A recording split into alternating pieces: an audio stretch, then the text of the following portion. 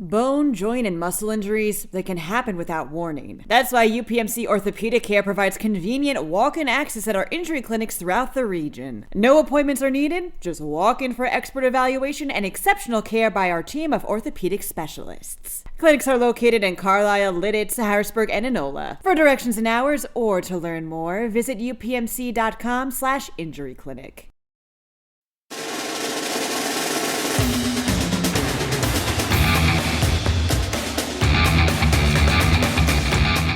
Welcome, everyone, to another edition of the Pennsylvania High School Football Report podcast.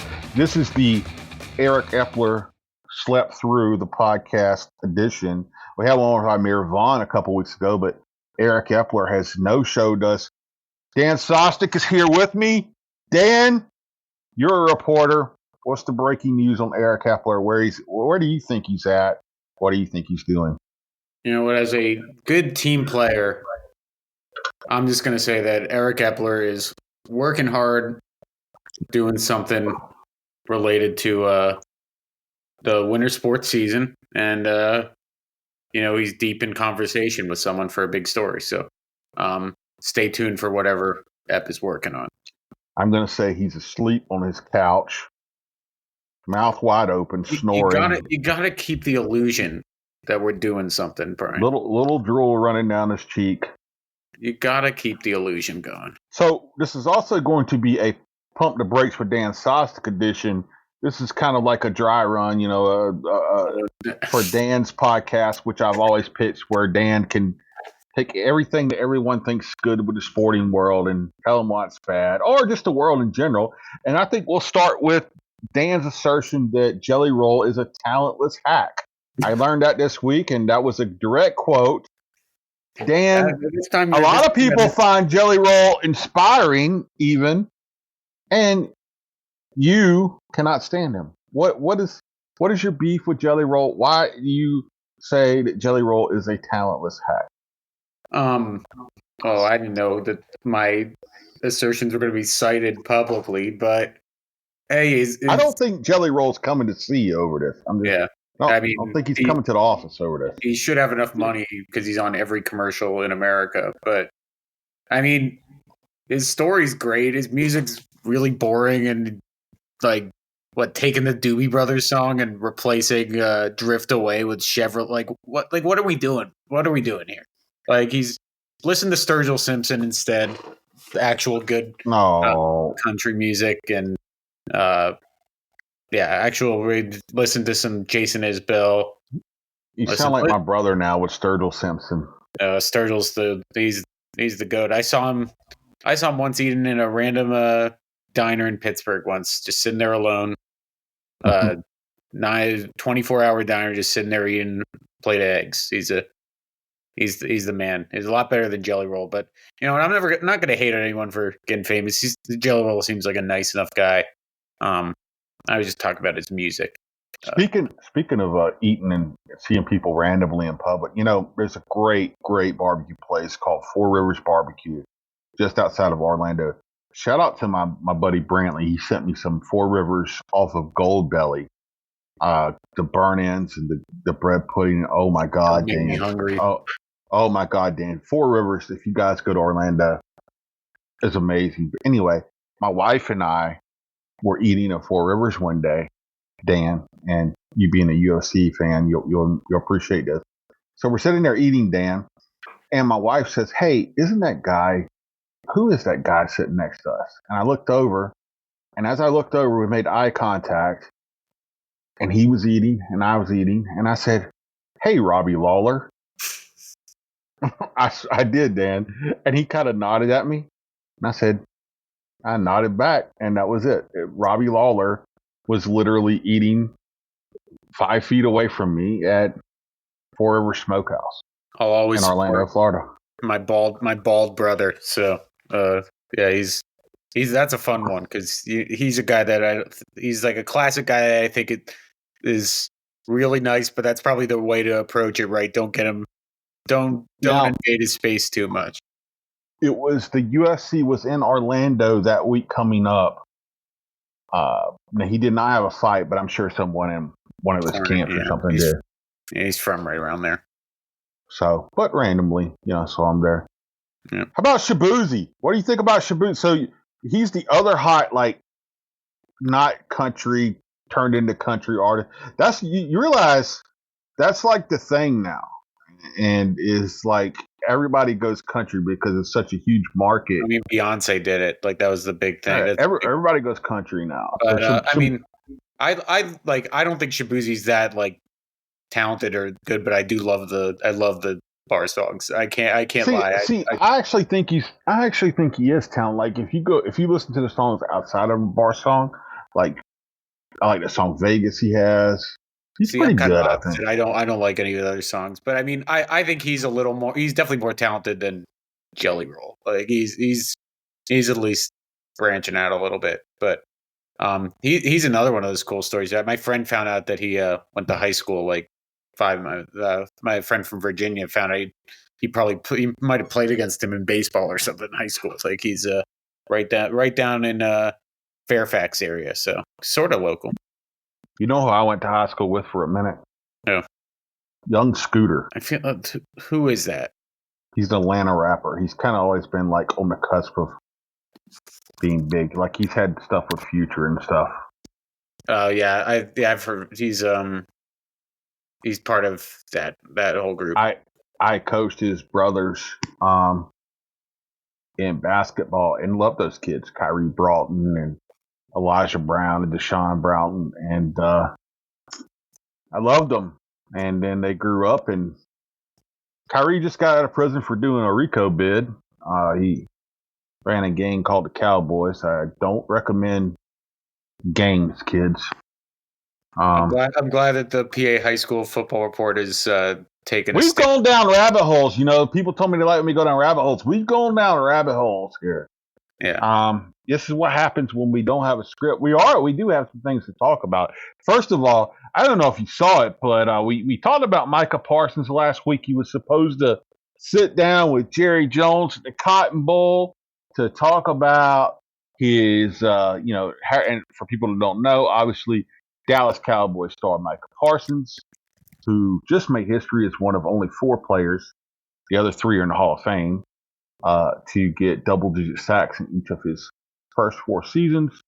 Played at Harrisburg High School, is in line for a big-time contract bump, and he just sat down with Jerry Jones at the Cotton Bowl. ESPN projected this guy, again, they did it last year, to have the, set a record for biggest contract for a defensive player of all time. And I think it's, again, we're getting close to, I think, that $40 million kind of talk again, Dan, for a season. Micah said he didn't want that before, but he didn't need that. I'm sure he wants it. He would take it. Yeah. Thoughts? Yeah, I mean, I feel like people say with these Jerry Jones negotiations, right, that he likes dragging them out because it keeps the Cowboys' name in the headlines. The longer it goes, the more people are talking about the Cowboys, which I think is good for their branding, even if it I think he's okay taking the hit or whatever. So yeah, it'd certainly be fast. I saw, I haven't seen the full interview yet though, but I did see Micah also appeared on the Inside the NFL show and got interviewed by Bill Belichick and Ryan Clark and Ocho Cinco and Chris Long, which should be an interesting interview. I think he said something there where he compared Jaden Daniels to Mahomes and Brady. That's how good he said he's been playing. But I think it's gonna be another offseason where Micah Parsons is going to be in a lot of headlines, like on nationally and at PennLive. Yeah, we were going to have him, just so people know, we were going to have him on this podcast, but I told him I just didn't think we could fit him in with our time. Yeah, I didn't think we could get him in today. So yeah. But anyway, so yeah, that'd be interesting. And obviously, Jerry Jones now. It seems like there's some steam maybe behind this Deion Sanders to the Cowboys deal. And if Deion goes, you got to think Dak Prescott's out of there because you got to know he's going to bring Shedeur in somehow. Yeah, I mean, at this rate, I wouldn't be shocked if Shedeur just falls there. There's been some buzz that teams don't even have him as QB, the second QB, that Jackson Dart from Ole Miss, which I kind of agree. I like Jackson Dart a lot. I think he's pretty good. But here's the thing, because I read a report today that they were enamored with getting.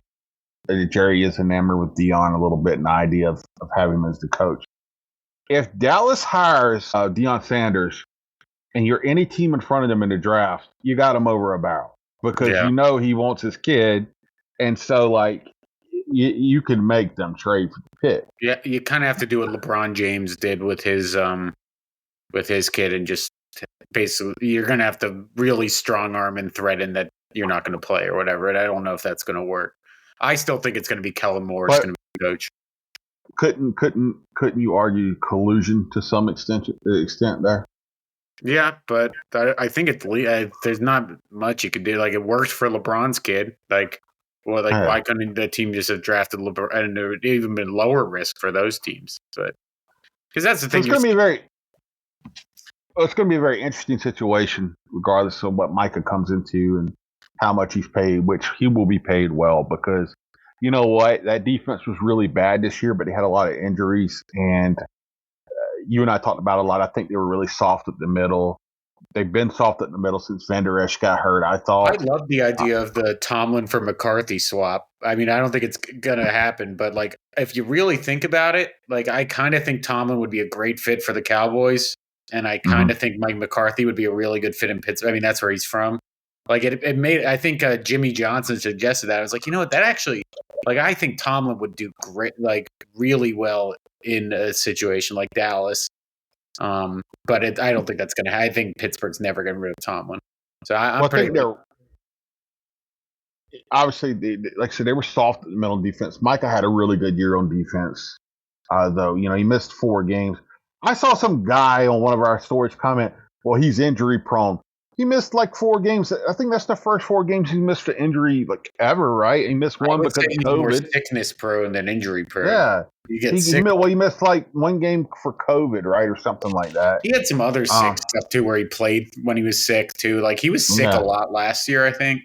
But I wouldn't say, like, to me, I don't think injury prone, like, unless you start having these soft tissue things. I think that's a lot more concerning. Like, when you start having like the calf stuff. And you know, when you're constantly pulling hamstrings and calves and things like that, that just, to me, that means it, like, that's the stuff that recurs a lot. Like, so, but I'm not a doctor. It's going to be very interesting. It's going to be very interesting to watch him, though. Obviously, he's going to have an interesting situation with a new coach, and they, you know what, their roster is actually, you know, they got CD. Dak's okay. I'm not a full-on Dak guy. You know, Terrence Parsons don't kill me. His brother, I think he loves Dak and kind of hates Jalen Hurts. But you know, I'm not a full-on Dak guy. CD's okay. They got Micah. Diggs is pretty good. But outside of that, I mean, Deron Bland's really good. He got hurt, I think, and you know, couple other guys, Lawrence up front, but that roster is, they need a talent upgrade. They could have went and got Derrick Henry, and Jerry just decided he didn't want to get him. And well, you know, I mean, Derrick Henry's looking pretty good for the Ravens. So final call. Micah Parsons, they're going to hire Kellen Moore, draft Ashton Jeanty is my prediction. Now, we'll see. It'll be interesting to watch a Pennsylvania guy there with Micah Parsons. We got some more guys. Obviously, we got a national title game coming up on Monday. You got your Will Howard starting at quarterback in that, the former Downingtown West quarterback. Who else we got in the national title? We got Donovan Hinish over on the Notre Dame side. Max Hurlman, he returns, but like, I mean, he's a walk-on who's returning, but like, that's a pretty. Why missing? Yeah, why missing? And to be a like guy who walked on and returning punts for a national champion Notre Dame team. I wasn't here, I don't think, when Hurlman was. You probably saw him a lot. I don't know if you. Hurlman was a good player for them. We saw him in like some of their district games and stuff, I believe. Yeah. Did you think he was good enough to be a Notre Dame like starter? I mean, a position like punter, it's no joke. Like, yeah, YO. I mean, the YO guys always loved him. And he was really good for them. It's always hard though and and don't kill me, YO guys like Stephen O'Neill or any of you guys who are listening to this. It's always The hard line's because so good. yeah, they have a system, right? Yeah. And so and the way they run things, it's always hard to tell whether a guy's, you could put a guy back there who is a PSAT guy and he's going to have big numbers, and a guy back there who's a D1 Kind of guy like is the going to have Wisconsin running big back, numbers right? too. Like Yeah, it's like Monty Ball, like he's going to the College Football Hall of Fame, but he didn't do anything in the NFL. Then Jonathan Taylor kind of probably got hurt a little bit because people were like, "Oh, he's just a Wisconsin running back," and he ended up being good. So it's a case. So where did Hurlman go out of there? It wasn't Colgate, I believe. Something like that. So if I believe correct, that's probably about where he was when he left there. He wasn't like kid's going to go play at Notre Dame. So that's a good story just because he's maximized his talent. He's worked hard to get to where he's at. Yeah, and then Jim Knowles too. I know Penn State fans. Some Penn State fans have their eye on, thinking maybe they can prime away from Ohio State after this game to replace Tom Allen because he's a St. Joe's Prep guy. And if you get that pipeline, you start getting a St. Joe's Prep to Penn State pipeline. I know they have Cam Smith going there, but that's a pretty darn good school to lock down. So obviously Ohio State has been and continues to be a St. Joe's Prep. Complete we got Kyle McCord, Marvin Harrison, and now you're going to have Isaiah West and Max Roy heading there. It's a pipeline for sure. Speaking of which, we've mentioned Kyle McCord on here. He started the Ohio State at a St. Joe's Prep, finished really strong at Syracuse, set some ACC records, I think. Had some big numbers, Dan. And I saw a lot of buzz over the last week or 2 weeks where people were kind of watching his film and going back over him a little bit and liking him, a little bit. He's getting a little bit of NFL draft buzz around him. He reminds me that he feels like a guy that will be a capable starter. I feel like he can probably do what Aiden O'Connell's been doing for the Raiders, right? I think that level where it's he can be competent, get the ball, but you're just seeing it now. It's there's a level of athleticism you're going to need with how good the pass rush is getting at the NFL level. You're going to have to be able to move around in the pocket pretty darn well. Bone, joint, and muscle injuries, they can happen without warning. That's why UPMC Orthopedic Care provides convenient walk-in access at our injury clinics throughout the region. No appointments are needed, just walk in for expert evaluation and exceptional care by our team of orthopedic specialists. Clinics are located in Carlisle, Lidditz, Harrisburg, and Enola. For directions and hours or to learn more, visit upmc.com/injuryclinic. It'll be interesting to see where he and Will Howard end up. Yeah. And I just saw too a very interesting one to me. Dante Kent, who played here in Harrisburg, had a really good career at Central Michigan as a corner. He's in the NFL draft. He just hired an agent. I really think Dante, his brother Ronald was a little undersized. He just had a really good year in Canada. Ronald did. Dante's a little bit bigger than him. Very fast. I think Dante can play in the NFL, so it'll be interesting to see there. We need to get him. I have a really good relationship with him. We need to get him on here. He's got a good story too. And then also one that I'm still fascinated by. He did not have a good year at Penn State. Julian Fleming, obviously, he's out there. He hired an agent, and a lot of people, he was one of the more talented high school receivers I've ever seen. And number one recruit in the country. Yeah, and he went to Ohio State, which was loaded up with, just first round picks and wide receiver and stuff. And I think he got banged up too, but 2 years ago, I think he had over 30 receptions on that team. He did not have a great year again at Penn State, just statistically. It'll be very interesting to me to see if he gets a shot. I think he's probably going to at least get into camp. He'll get of for sure pedigree. But I'm still, I'm not, I don't know. He's always been fascinating to me because the talent was there. When he went and played an Under Armour game, I think he was on Deion's team, and Deion said that kid's going to be a pro. So we'll see. how it pans out there. It's very, very interesting there. I just saw Nolan Bazalka. We need to get to probably next week. We need to really come with a good list of local guys and maybe some statewide too. Statewide tip, first of all, I know Zahir Mathis, the MOTEP defensive end, is not committed yet. Yeah. And we got another signing day coming up in February. If you guys don't know, at one point he was a Ohio State commit and one of the top defensive ends in the nation and probably one of the highest ranked players who still hasn't committed or signed yet. I mean, we just had one of our biggest signings yesterday. So, I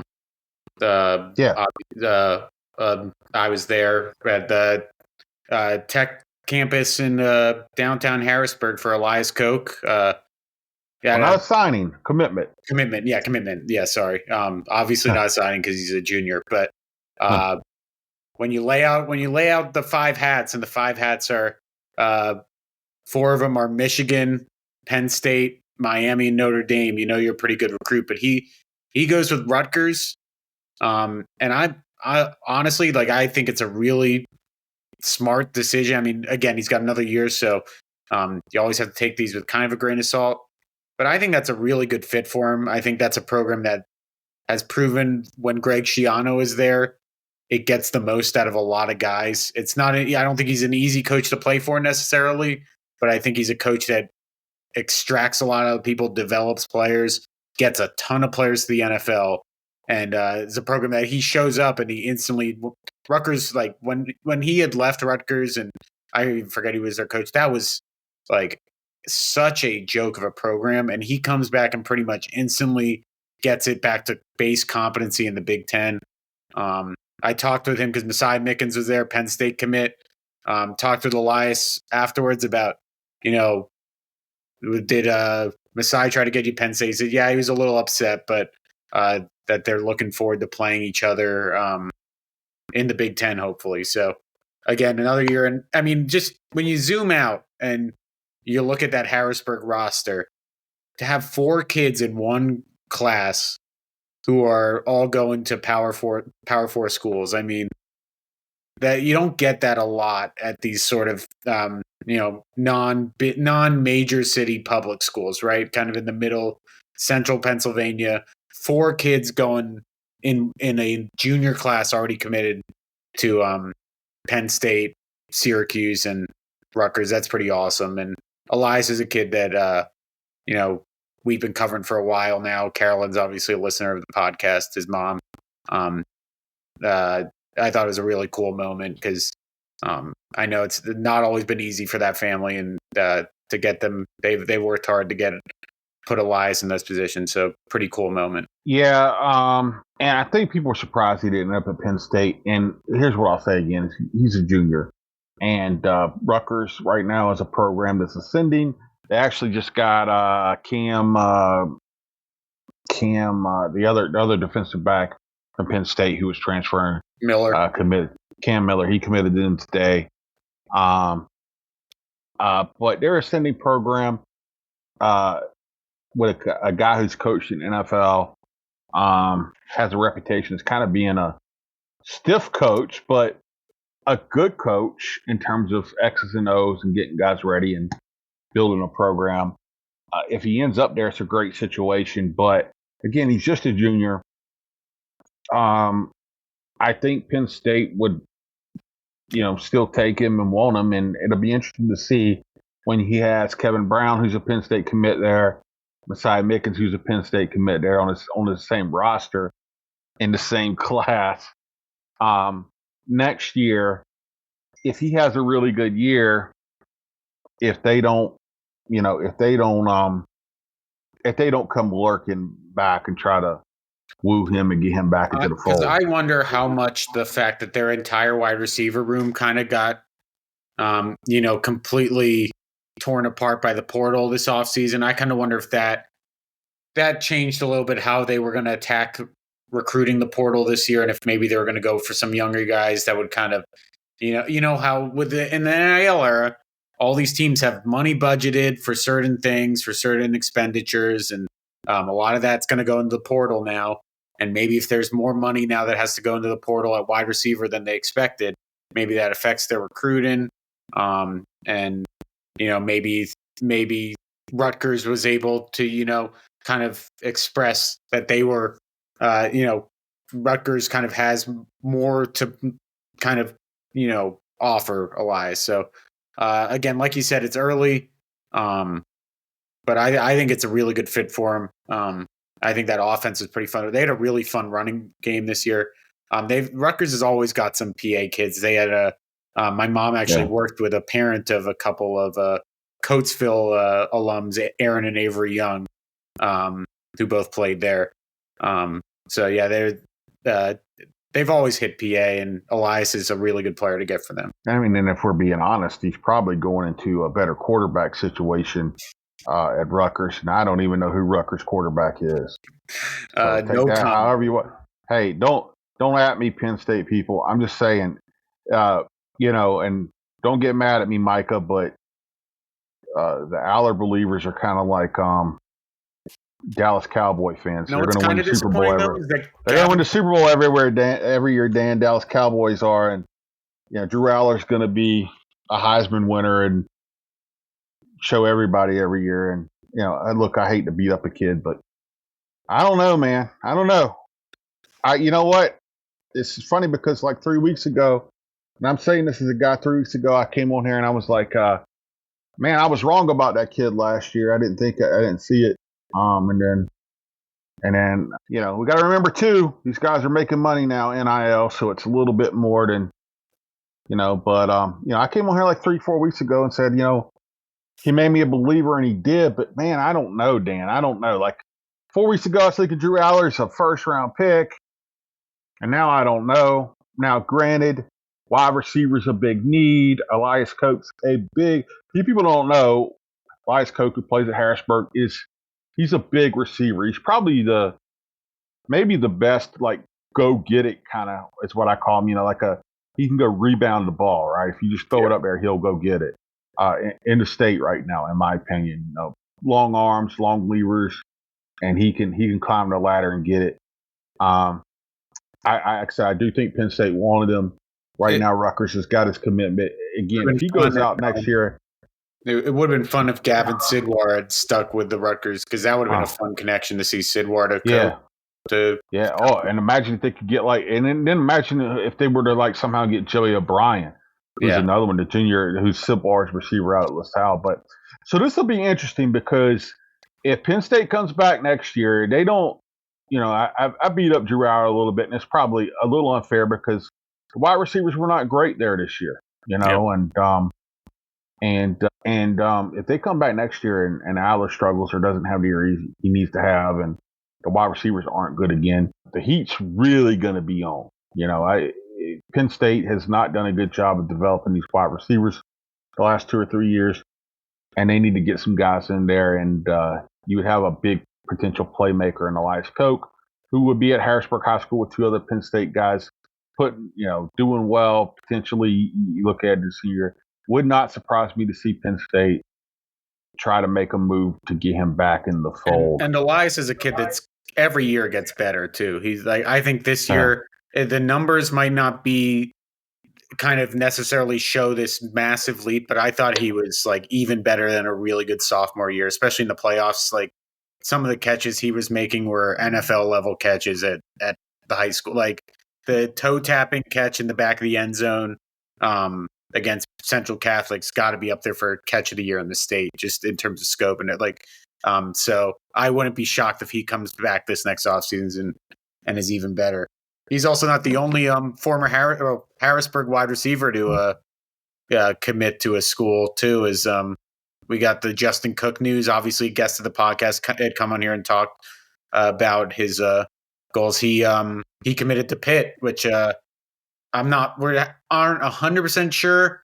It sounds like it might be a walk-on, which I still think is a good opportunity for him. He's a really good kick returner, punt returner, explosive guy. I wouldn't be shocked if he could see the field in those spots. Right now Pitt uses their all-American running back Desmond Reed as a punt returner. If they want to save some hits on him during games, I could see Justin getting some run.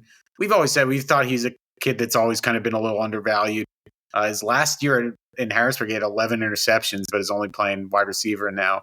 And he's just a really good kid that I think has worked really hard to get to this point. So he'd been at East Stroudsburg, and he'd had a really nice career there. I mean, he's been a good player, all conference player for them. Really electric in the return game. I do think he can help Pitt. It would not shock me to see him, get on the field for them. He wanted to play in the ACC. He told us on the podcast, or maybe the MAC. Boy, if you'd have gotten a MAC, I could see him putting up some numbers, on like a Wednesday or Thursday night or whatever it is, on ESPN2, with, I don't know, Akron or somebody, or Kent State, but, or Bowling Green, but he's going to go to Pitt. I think he finds a way onto the field there. And then Mekhi Flowers. There's another one, and we talked about Penn State kind of not developing receivers, and Mekhi Flowers was he's jumped in the portal. He was the Steel High guy who went to CD Eastwards last year. He was at one time our All PA Player of the Year when he helped lead Steel High to a state title his junior year. I think the one thing with Mekhi is he started out there as a safety, then he switched over to receiver this last year. He's kind of like in between those two things, like where you want him. And so that's kind of like been one of the questions of his college career. And then he had a knee injury too. I still think he's a talented guy. It'll be interesting to see where he ends up. And there, like I say, he's in the portal. And I was just looking too. We got some other guys. Harrisburg's Quincy Brannon. He's got a Kutztown offer. Nolan Bazolka, who we talked about on here. I know our guy Ross Tucker really likes him. He got a Kutztown offer. Like I said, there's some really good players still hanging out there ahead of this next signing day, I think in early February. So that'll all be interesting to watch in terms of how this portal stuff works out with these guys and things of that nature. I know Ramir, I think, was trying to put it together and track it. I don't know if we got the list of portal guys out there, but isn't our guy Deion Hayes from out west, and he's still in the portal, or did he come? I know he committed to Texas A&M, I believe. Okay, all right. Well, that's interesting because that's a guy from I believe Westinghouse, right? Yeah, he's had a couple injuries last couple of years, I think. But he's shown in between those, because he was at Pitt, and then he went to Colorado last year. Around his injuries, yeah, he's a talented guy. So Texas A&M's interesting landing spot for him. Well, then Eni White is at Penn State now, kind of. Eni White, yeah. Yeah, Eni White was a guy who we at one point had ranked number one in the state. And he's an Imhotep guy. And you know what? Imhotep has turned out some of the best defensive linemen, but has best talent in the state of Pennsylvania. And I did a story back with them, Dan, a couple years ago, going into Eni's senior year, where they said he could be the best player to come out of there. And their coaches did. And he's talented. That'll be very interesting to see how he does at Penn State. I'd be excited about him. Yeah. I mean, and that's kind of we've talked about before, but that's kind of the plus side of the portal, right? That these guys' careers don't just kind of hit this roadblock if they don't play for a year or two. They kind of have that flexibility. Sometimes, it hurts, right? That they're not giving the coaching staff a chance to develop them. And maybe they're missing out on, some continuity. But other times you can kind of tell when you're not going to be used in a program. And I mean, I wonder if Eni White maybe thought that, he kind of watched what Abdul Carter did and said, hey, I can probably do that too. I'm sure they know each other pretty well. So Nick Dawkins announced he's coming back to Parkland, guys. Son of Chocolate Thunder Darryl Dawkins.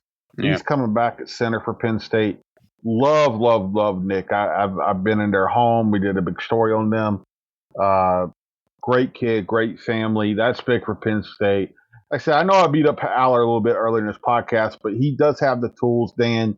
I think the big question right now for them, if you look at this roster, they got talent coming back. But I think the big question is, are they going to give him some wide receivers? We know they have some talented young tight ends that they've had committed under Warren. That Reynolds kid's really good. Yeah. And Olesh. Olesh is coming in. Our boy, I'm drawing a blank all of a sudden. I'm told. Khalil Dinkins. Our boy Joey Slaffer too. I always liked him. He's big, long, and athletic. I haven't heard a lot from him since he got in the program, but so they got some like really good athletes at tight end. So it'll be interesting to see, and they always seem to develop those guys well. It'll be interesting to see the tight end position. They got the 2 running backs coming back, but they're gonna have to figure some stuff out at receiver. You're gonna have to get a guy in the portal here who's pretty good if you want to get a fair assessment of what Drew Aller is, right? Yeah. You got to get somebody really good at receiver. And I don't think they've, it's like I said, I beat him up, but you know what? Our beat writers at Penn State tell us, we're there, we're watching every snap. The wide receivers aren't really getting a ton of separation. So it would be interesting to see with his tools and all the other athletes they have, because I think Penn State should have beat Notre Dame. I think Penn State should be playing a national title game. So they just found a way to not beat them. So they could be really good again next year. Yeah, I think so. But we have to worry about Michigan, right? Michigan's going to be a lot better than they were this past year. So that's another kind of added wrinkle. Oregon, USC. I don't know. I don't even know if you can count USC as a blue blood. Do you even count them as a blue blood anymore? It's been like 10 years. No, they got it. They got issues right now. Yeah. So, and I think they lost some of their top guys to the portal. So, yeah. So they should be pretty good next year. You should have some PA flavor there. We've been bouncing all over the place here, but a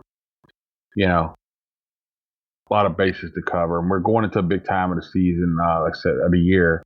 We're out of football season with this other signing day coming up.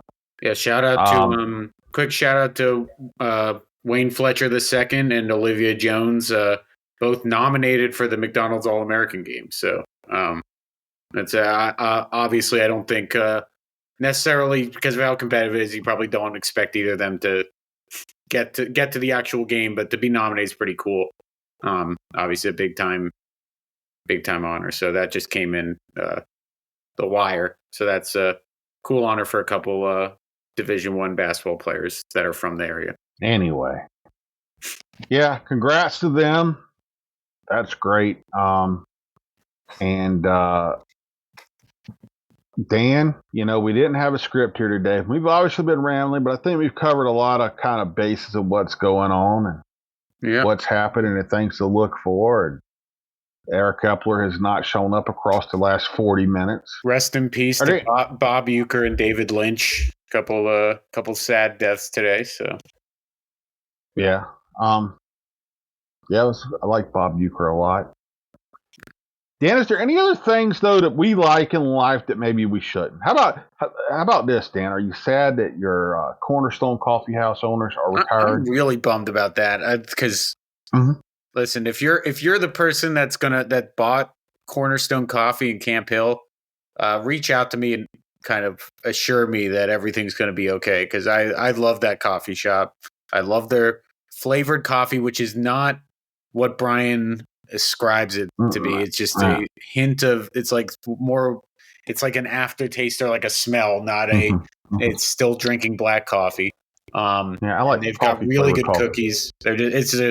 It's an awesome place, and I've only been here for 4 years, but it sounds like they've been those two owners have been, just really nice parts of the community. So hopefully, whoever's buying it, please reach out to me and let me know everything's gonna be okay.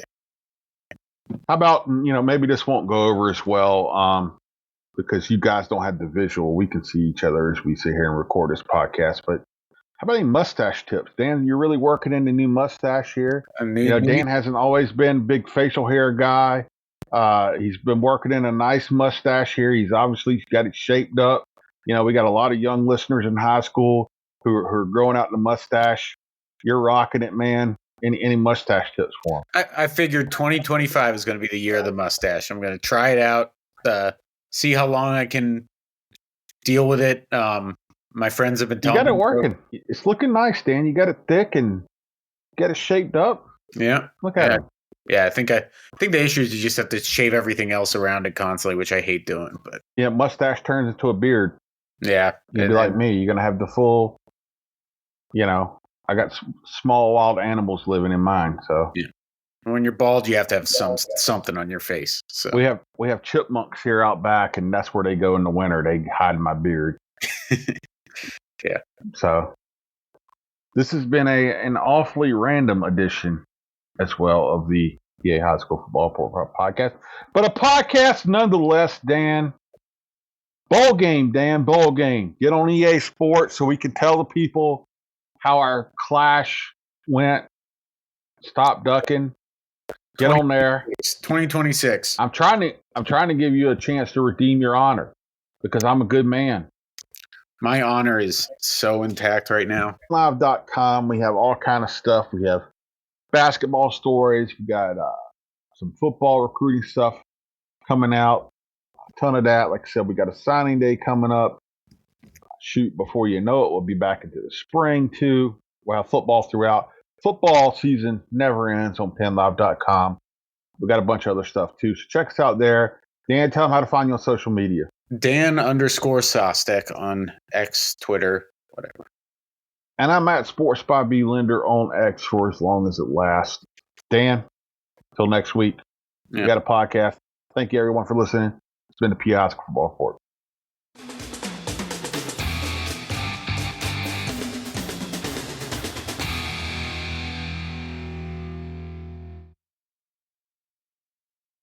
Bone, joint, and muscle injuries, they can happen without warning. That's why UPMC Orthopedic Care provides convenient walk-in access at our injury clinics throughout the region. No appointments are needed, just walk in for expert evaluation and exceptional care by our team of orthopedic specialists. Clinics are located in Carlisle, Lidditz, Harrisburg, and Enola. For directions and hours or to learn more, visit upmc.com/injuryclinic.